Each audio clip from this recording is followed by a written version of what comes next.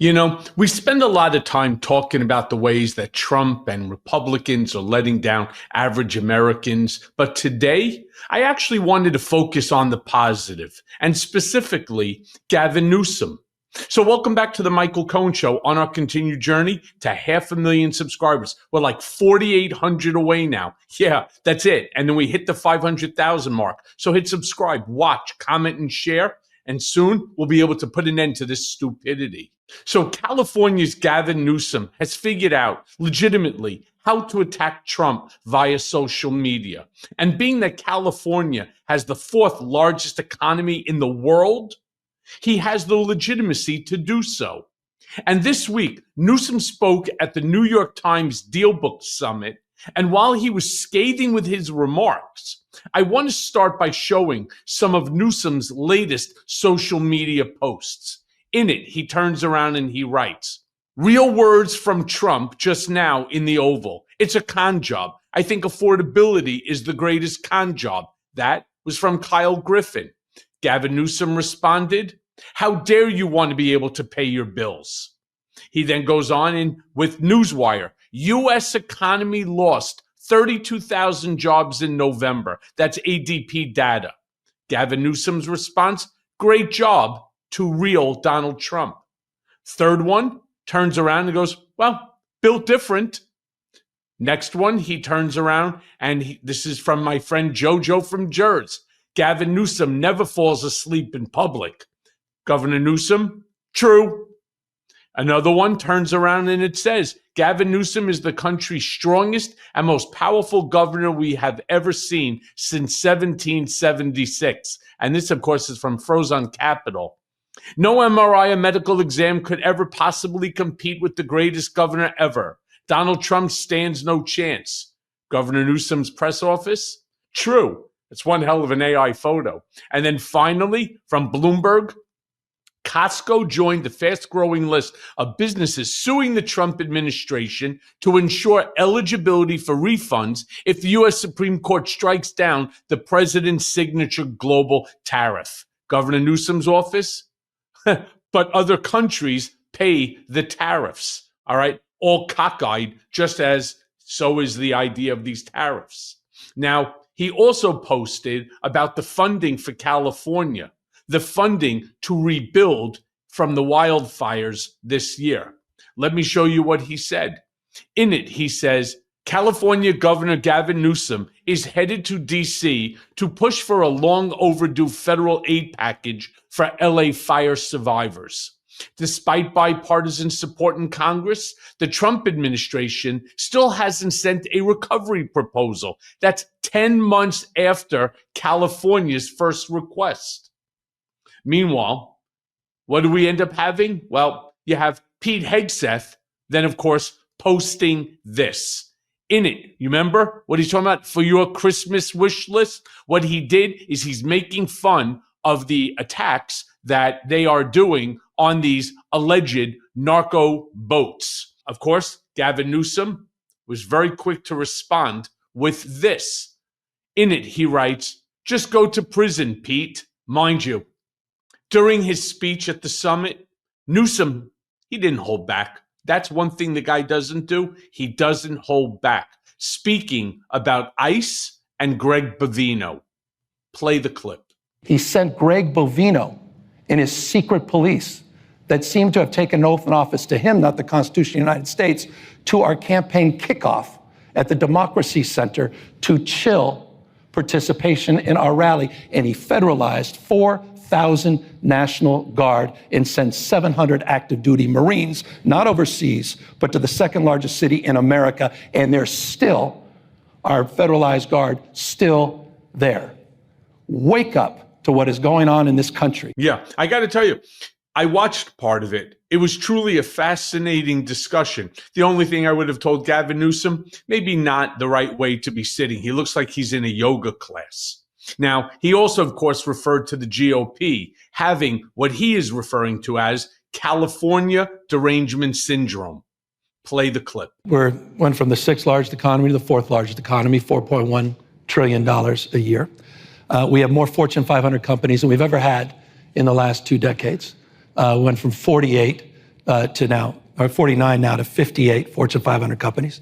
You brought up Sam Altman a moment ago, the largest market cap private company in world history. He decided just a few weeks ago where to headquarter it, in the state of California, with more scientists, engineers, more Nobel laureates, venture capital, over $106 billion this year, 68% of that invested back into the state of California, the finest system of higher education in the world, a conveyor belt for talent like no other. I mentioned the R&D investments.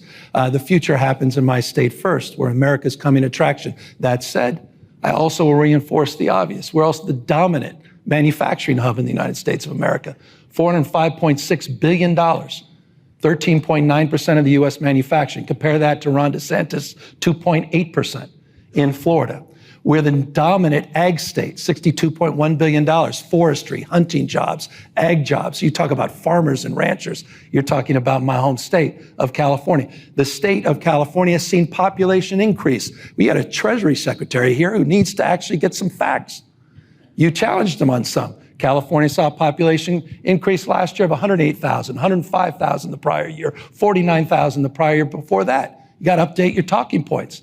There's California derangement syndrome. Yeah, and that California derangement syndrome is coming straight from this administration. In fact, it's coming straight from the top.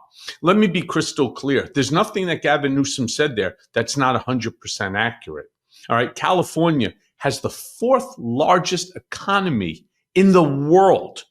And when you start attacking what we refer to as a donor state, meaning California pays more to the federal government than they receive. Now, let's not forget that wildfire that destroyed, I don't even know how many billions and billions of dollars worth of property, of people's homes and so on. And yeah, they are expecting a plan from the federal government in how to make these people whole so that you can actually start rebuilding again. But for whatever the reason is, well, we all know it's because California did not vote for Trump. Therefore, this administration has no intention of helping them. I mean, let's just talk about for a very quick second, how long did it take Grijalda from Arizona to get sworn in versus now Van Epps? 2 days versus over 2 months. If you are on their side, 1, 2, 3. If you're not, well, it could be 50, 60, or 70 in terms of numbers. They just don't care. Meanwhile, Gavin Newsom brought up another way that California is leading the United States by partnering with states to bring down their own costs. They're not waiting for the federal government to do it. He is doing it on behalf of California with other states. Play the clip. We just came out with $11 insulin. We're not subsidizing the cost of insulin. We're manufacturing it. Reducing costs, not subsidizing costs. We just came out with a new strategy to provide $60 billion of utility rebates in the state of California through our Cap and Invest program, regionalizing our grid with other Western states to lower costs, deal with curtailment issues, create more stability on our grid to also address that issue. Yeah, I mean, this is important. You know, what people don't realize, if you are somebody who has to take insulin prior to all of the changes in terms of how much is being charged and so on, it was like hundreds of dollars. And with all of the economic issues that are taking place now, people were actually only taking half the injection because they couldn't afford to take the full injection and then to pay the rent, to pay electricity, and to have food on the table. I mean, we're talking about the richest country in the history of the world not being able to provide medication and food for those who are in need. Well, not California. Newsom also touched on tariffs, explaining how small businesses are getting wrecked.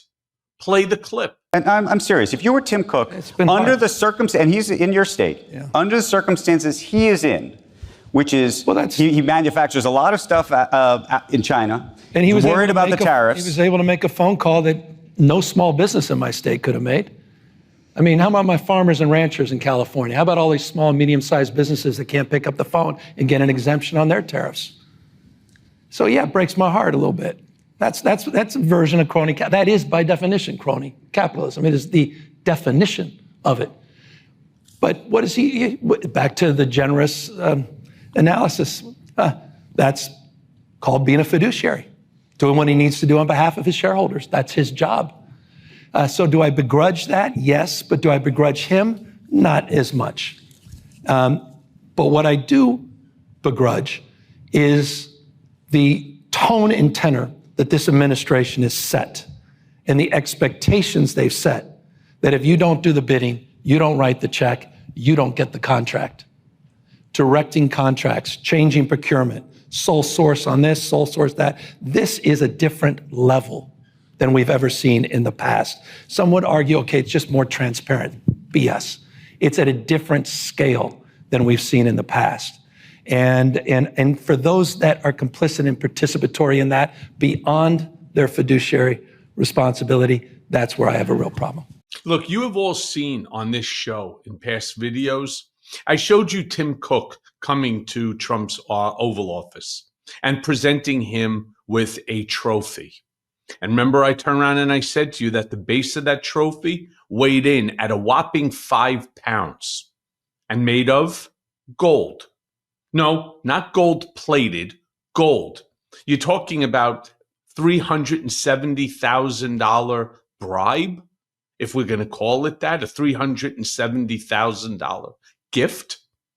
So when Gavin Newsom turns around and says that this is normal or this is abnormal, that we've never seen anything like it, they claim this is normal, that it's just that we're more transparent than others, he's right to say it's bullshit.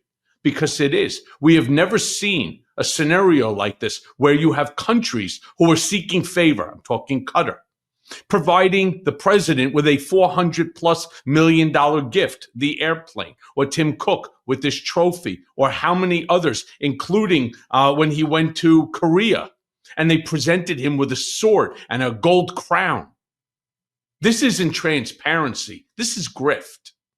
And finally, I do want to end on a clip of Newsom explaining that if we don't fix our economy to allow for a distribution of wealth, a fair and equal distribution of wealth, our democracy will die. Play the clip. We have a party that I think needs to design and develop a compelling economic vision for the future where people feel included, to reconcile the fact that if we don't democratize our economy, we're not going to save democracy. And I don't think it's healthy that we have 10% of people that own 2/3 of the wealth in this country. I don't think it's sustainable practice. The folks watching Mr. Beast, disproportionately 30-year-olds, the first generation in history not doing better than their parents. There's some underlying issues here that have to be addressed. We have an economy that is broken for too many people. Yeah, it's true. Imagine you have one guy who has more money and a greater net worth than many nations. And then you have others that can't afford a donut in the store or a bottle of water. Look, I'm all for capitalism, don't get me wrong. But there does need to be a need to help all Americans to achieve the American dream. And that's what I believe Gavin Newsom is talking about. It's also why I believe that Gavin Newsom will certainly be a candidate, a Democratic candidate for the presidency in 2028. And as always, thanks for listening. Hey, everyone. First of all, thanks for watching. I mean, we're going to be posting daily episodes with reactions and talking about politics. We'll be talking about everything, in fact. So please like and subscribe. Join us on this journey.